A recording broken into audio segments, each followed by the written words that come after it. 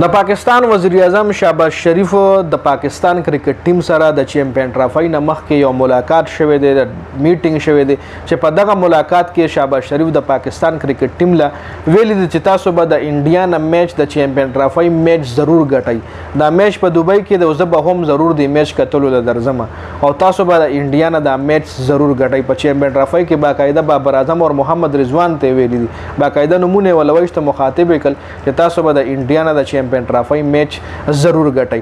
تاسو کمنټ وکړئ چې آیا شهبازشریف په خپله باندې د پاکستان کرکټ ټیم کې بس موټیویشن راغلی که نه، ځکه یو موټیویشن دپاره دا ملاقات شوی دی. نه مخکې تاسو له یاد شئ چې کله عمران خان پرایم منسټر نو هغه ټایم کې د پاکستان کرکټ ټیم چې T20 ورلډ کپ لتلو، ODI ورلډ کپ لتلو 2022 کې 21 کې او ورلډ کپ لتلل چې هغې کې عمران خان سره دی ملاقات شوی او رمیز راجا ورسره هم یو ډېره زبردست ویډیو راغلی او وایرل شوی هم وه.